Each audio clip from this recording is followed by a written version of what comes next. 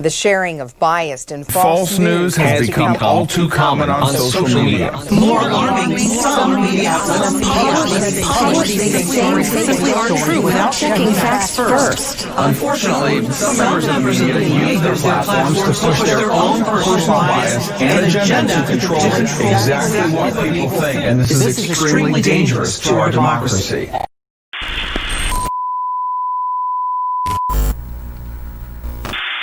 That was a script handed down to local news agencies from Sinclair Broadcasting Group, which serves as an example of what we're going to be discussing today. The dissemination of propaganda, disinformation, fake news, and other contributories to truth decay. Trust in the media is going down, and trust in doctors is going down, though it appears trust in politicians is going up. We're having debates on climate change, vaccines, on medicine, and on masks. Some of the population is of the opinion that the rest of the world is faking a pandemic. All of these issues have answers. They're not philosophical questions about the nature of reality. They are testable hypotheses that can be validated, and, in fact, have been tested by science. Yet, we disagree. Though, at the very least, we can all agree that there are some bad faith actors somewhere. No, the average American is terrified right now. Two killed at a place. They could be in your neighborhood and we don't even know.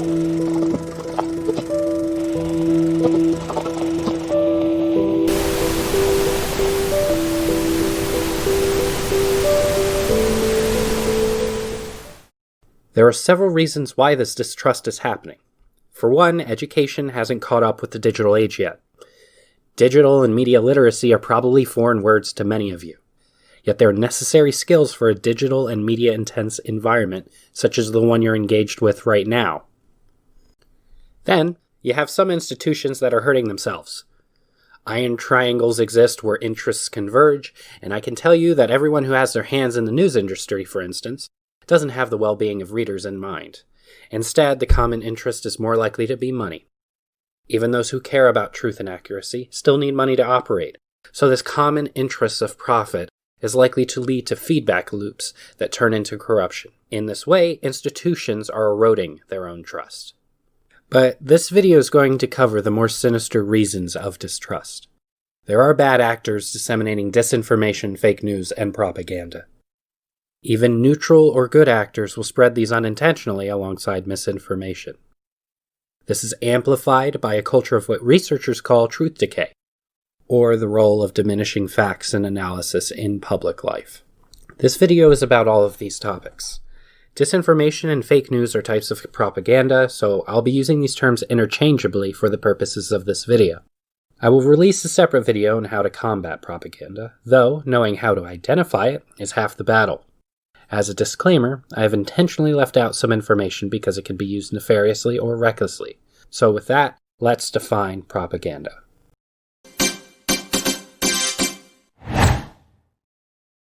Welcome back to Definitely Not Biased News. The troops at Ardenston are not expected back for several more years after an HIR official stated that they may have found evidence of weapons of mass destruction. The Secretary of Security assured DNBN that the border is secured from any threats. When we return, we'll talk to a widow who lost her husband to the war. Stay tuned. I just can't see those people the same anymore.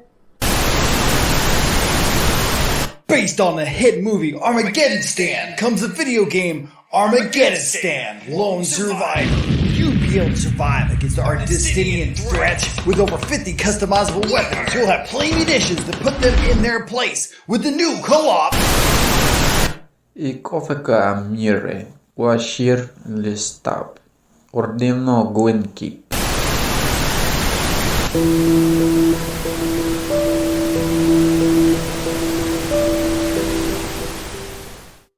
Propaganda exists to either change the attitudes and beliefs of others or to influence some kind of action. Contrary to popular belief, it can be truthful. My videos may be considered propaganda because they attempt to instill self-empowerment and drive to change your behaviors to better your situation, but I still make them based off of fact. Even so, there are assumptions in the self-help industry in general that are often neglected by consumers. Besides creating a culture of dependence, it frames the conversation as changing yourself instead of the systems and the world you inhabit. It asks you to work on yourself instead of collaborating and organizing with others. Assumptions like these limit the conversation and influence your range of action, as many types of propaganda do. More often, propaganda spreads mis- or disinformation alongside logical fallacies, cognitive biases, and other natural errors in human thinking. You can fall for them even if you are aware of them, and the belief that you can't be fooled strengthens the likelihood that you are fooled. This is what makes propaganda so tricky. There are specific groups that are manipulating the media right now. Internet trolls, hate groups, ideologues, conspiracy theorists, influencers, hyperpartisan news outlets, politicians, and other governments. In fact, while writing the script, U.S. intelligence released a statement suggesting that China, Russia, and Iran are attempting to alter the U.S. election via propaganda and other means. It'll be interesting to see how this plays out in the following weeks. So that's an overview of what propaganda is, but let's look at how these groups are spreading propaganda. Quite frankly, we shouldn't worry ourselves with diplomacy anymore. They are savages. They just want to kill us. We tried diplomacy and it failed. Our troops are the best and we just need to send more of them in to end this. Plus, the new spending bill will give them better equipment to come home safely. But the bill also increases surveillance of HIR citizens. We have evidence that... Yes, and if you have nothing to hide, you shouldn't worry about it. They could be amongst us planning something heinous, and your family members could be in danger. They could be in your neighborhood, and we don't even know.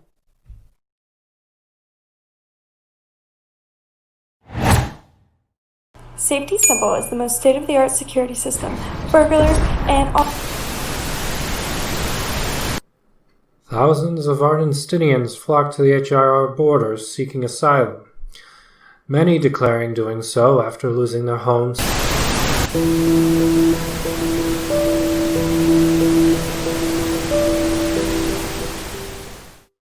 There's a multitude of ways that they are doing this. Memes, agile online networks, and bots. The mainstream media's predilection for sensationalism, need for constant novelty, and emphasis on profits over civic responsibility made them vulnerable to strategic manipulation. Propagandists use a variety of strategies to get their messages out. One tactic is strategic amplification and framing. Using the power of networked collaboration and the reach of influencers, media manipulators are able to trade stories up the chain of media outlets. Trading up the chain involves planting a juicy story with a small or local news outlet who may be too understaffed or financially strained to sufficiently fact-check it. If the story performs well enough, mid-size and national news outlets may cover it as well, either to promote it or to debunk it, but either way, the story gets covered and it gets amplified beyond its original scope. Rebranding is a tool often used by white supremacists. They'll literally just change what they call themselves in parts of their ideology. A few researchers also discovered some other more advanced tactics that Russia uses on Twitter. Some of them involve supporting and attacking players on both sides of American politics, attacking media, attacking civil institutions, and benign posts on cultural topics to serve as camouflage. Another tactic is known as the Russian fire hose, has 4 characteristics. The propaganda is high volume and multi-channel, rapid, continuous, and repetitive. It lacks a commitment to objective reality, and it lacks a commitment to consistency. It can be used by anyone with a big enough network, so don't let the name fool you into thinking only Russia can do this. Sometimes propaganda serves the purpose of distracting. Another popular Russian propaganda technique is known as whataboutism. It's what happens when you confront a leader about war crimes and they say, "What about the other leader that committed war crimes?" It's a way to distract from confrontation. We weren't talking about the other leader's war crimes, we were talking about yours. And even so, both can be bad. It's something to be aware of because politicians use this all the time. Another common one is middle grounding or both-siderism. To be fair, I don't think this is quite propaganda, just an error in which the media covers things in an attempt to be seen as objective. Though, if I, as a propagandist, had an unpopular or unscientific belief that I wanted to spread, I could definitely use the both sides argument to make my unscientific belief become much more palatable. An example is climate science. When talking about climate change, a debate and a science that's been going on since at least the 70s, media outlets will often present it as a reasonable debate between climate change is real and influenced by man, and climate change is not real. It presents it as equal, despite the fact that 97% or more of actively publishing climate scientists say that climate change is real and man-made. Middle grounding is very similar. I take any two positions and assume that the middle ground is the reasonable one. This is not always true. If I take the two positions, black people are people, and black people are not people, the middle ground is that black people are 3/5 of people. And that's not reasonable. There is often a quote-unquote correct side. There are a ton of other tactics, but those above are the ones that I see most prevalent in our situation right now.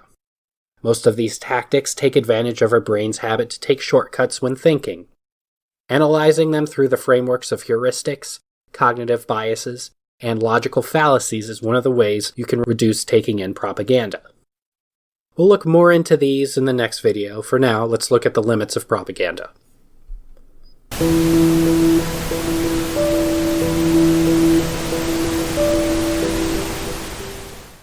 Propaganda, though it can be effective, has limitations.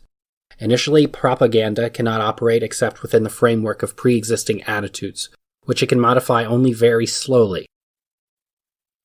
Propaganda cannot reverse fundamental trends and sociological factors of the society in which it acts. Unlike one, which is a relative impediment, this one is absolute. Propaganda must be consistent with the facts. A basic fact is always necessary. Propaganda can never be the advancement of ideas, but must pronounce judgment on certain facts, whether or not these judgments are accurate or not. Oftentimes, you'll hear something like, "This study says something about Group X." And one way to interpret that is, something is inherent in Group X. Or, you could interpret it a different way. Something is affecting Group X to make that prevalent. Which way that gets interpreted is paramount to the propagandist. Time abridges propagandist's capability in two ways. To have any effect, psychological action needs to be lasting and continuous. Time also imposes a limitation because of the weak durability of its effects. Despite all technique, the propagandist's art remains uncertain in one important respect. You never know fully how somebody will respond to propaganda, though this may not be true now with the advent of A/B testing. Finally, propaganda addressed to the outside, to a foreign enemy or country, is inevitably largely ineffective. You're not above believing propaganda. Remember, you are more likely to believe propaganda if you also believe that you can't be influenced by it. So I think it might be time for some examples.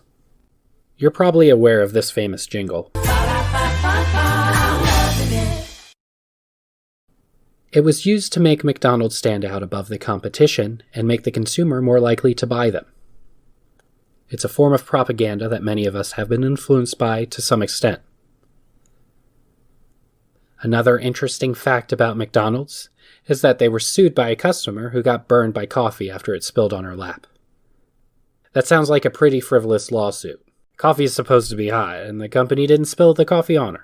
But upon deeper investigation, you find that this is just another example of corporate propaganda. She experienced third-degree burns, and it required skin grafts due to it. Now, the jury did reduce the award for partially it being her fault, but found McDonald's to largely be at fault. Triumph of the Will was a propaganda film sponsored by the Nazi military to raise support for the war. It shouldn't be surprising that other militaries have started doing this as well. U.S. films about World War II and Vietnam provided reasons to support the war, even if those narratives shifted. Just in case you think it's long gone and not relevant anymore, Spy Culture has released a list of movies with the government's involvement or sponsorship dating from 2014 and 2016. Through the use of FOIA requests, he's discovered Department of Defense's involvement in obvious movies like Black Hawk Down and Air Force One, as well as less obvious movies like Transformers and Iron Man. This doesn't mean that they are lying necessarily, but that they may portray other cultures in a specific light to draw up support for, say, the war in Afghanistan. These movies are less likely to show the military in a negative light, or show diplomacy as a way forward. I even remember growing up watching state security forces go after citizens. It was exciting to watch. I didn't even think of the citizens as being anything other than bad guys being caught by the good guys. It never occurred to me that they might have more going on with their lives other than running from our state security forces. It never occurred to me that those security forces could plant drugs, use excessive force, or be anything other than the good guys. It was effective propaganda. It was only once I found out about things like their high domestic abuse rate, epidemic of shooting dogs, and infiltration by domestic terrorist groups that I could begin to even see them as having any bad actors at all. And if you thought I was talking about any other country than the US, you'd be wrong.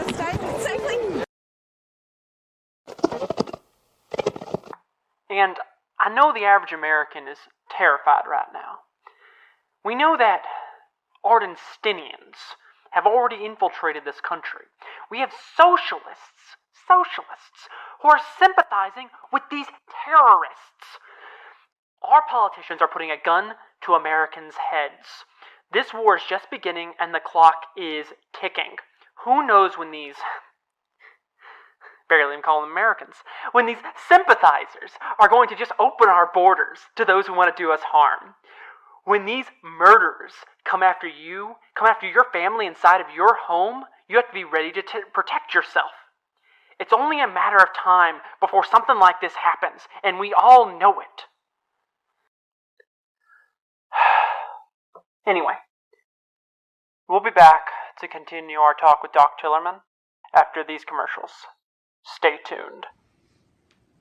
The average 911 response 15 minutes. That's 15 minutes when someone could break into your house and hurt you and yours. In times of emergency, it's up to you to defend yourself. That's why we release our quick action.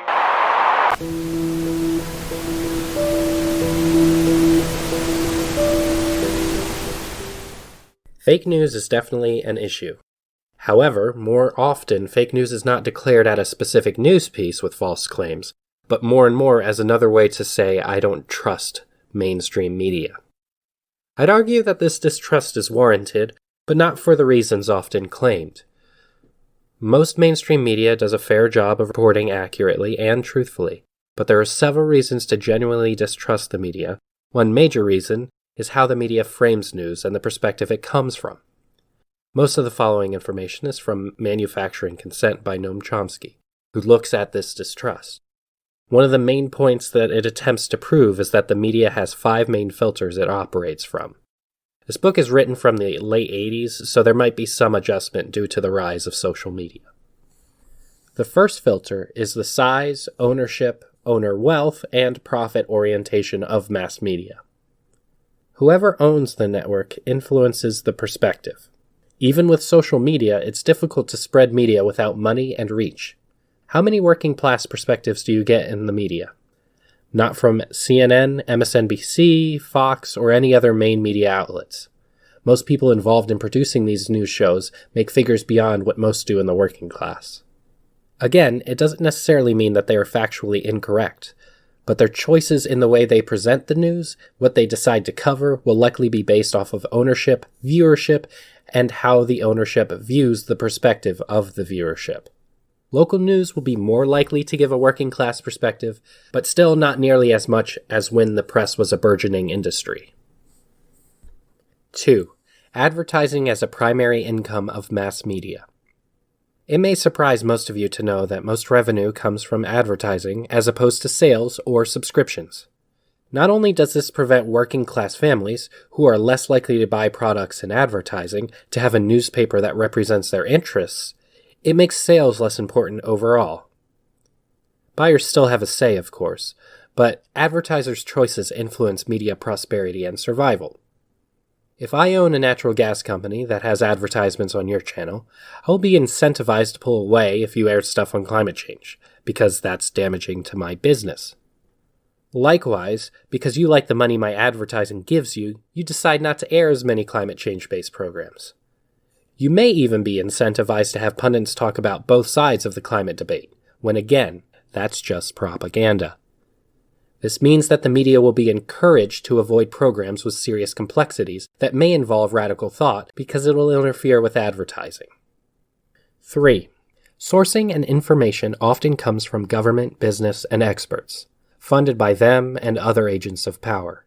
In fact, you will notice in my sources, many of them are these official sources, because that's who I was taught to trust for information. Official sources are often cheaper than in-depth investigative journalism that investigates, researches, and fact-checks other sources.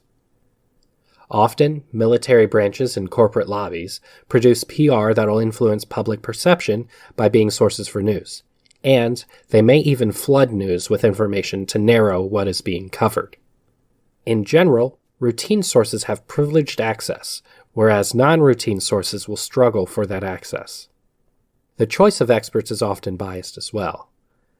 And this means that the true information that lies outside of these official networks may often be lost. It also means that these sources have a say on what gets covered. The fourth filter is producing flack to discipline the media and keep them in line. Flack helps those with authority and power. A celebrity, politician, or officer in the midst of a scandal can just say something to delegitimize the news covering them. I mean, why deal with honest criticism when you can just call the network pointing it out fake news? The last filter is anti-communism.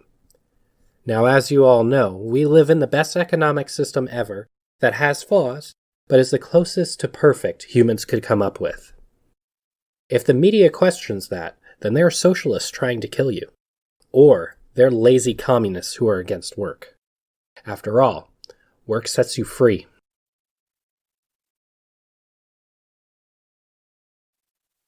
Anti-communism is often used to drum up public support, since the term is fuzzy. It's also used against leftists and labor movements as a political control mechanism. Liberals, despite fully internalizing anti-communism, are often put on the defensive by being called pro-communist or not anti-communist enough.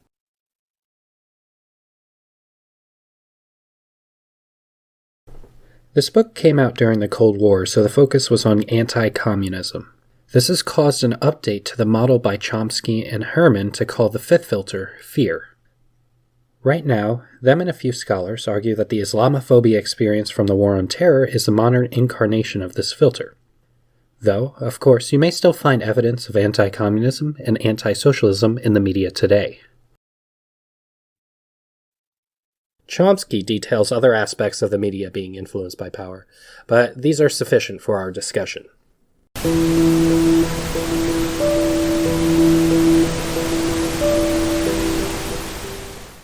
This all leads to the main problem that made me decide to make this video. Truth Decay.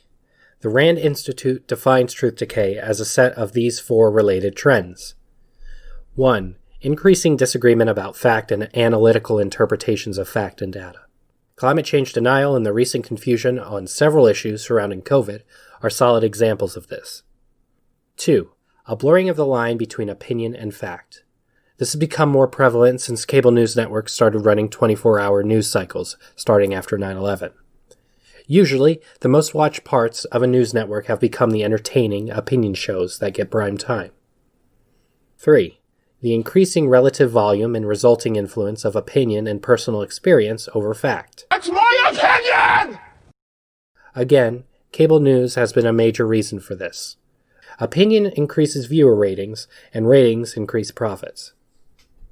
4. Declining trust in formerly respected sources of factual information.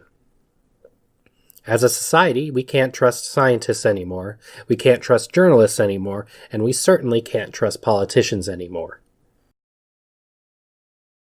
The Rand Institute also noted 5 main drivers of truth decay. 1. Cognitive processing and cognitive biases. Our environment has evolved faster than we have, and so our cognitive capabilities still contain errors. In an effort to save energy, our brain makes mental shortcuts known as heuristics, and this leads to errors in decision-making and thinking, namely cognitive biases and logical fallacies. 2. Changes in the information system. The rapid evolution of internet alongside social media has made it difficult to easily decipher fact from opinion, or even from conspiracy and disinformation. Again, disinformation and propaganda spread very easily and effectively through these systems. The third driver is competing demands on the educational system. Our educational system has an uneven focus on critical thinking, media literacy, and civic studies. I went to a decent high school for my area, and I would say that most of these skills weren't really taught to me until I went to college, which I acknowledge everyone can't afford. 4. Polarization. We have a severed political spectrum. Democrats and Republicans tend to keep in their own camp and not fully engage with one another earnestly. 5. Agency and bad actors. There are some people intentionally accelerating the problem, and even those unintentionally doing so to further political, economic, and other objectives. There are consequences of truth decay, some of which we're already seeing.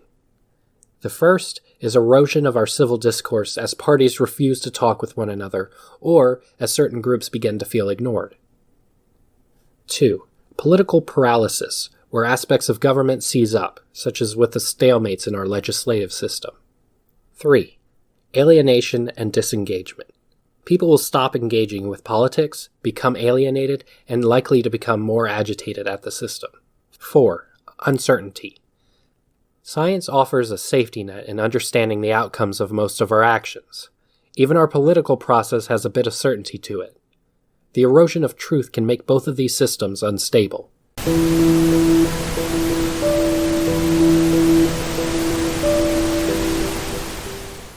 There are likely even more consequences we are unaware of at the moment, but these are extreme enough. Luckily, there are solutions to truth decay and dealing with propaganda, which I will discuss in the next video. Thank you for watching. 15 Ardenstanians have been injured and 2 killed at a place of worship in Southmore, New Air. This is similar to the 2 past racially based shootings in the Stoughton bombers' attack earlier this year. The Lone's Gunman manifesto is said to have quoted, Sad that this happened, but they were just a lone nut. Nobody could have predicted it. I mean, I didn't.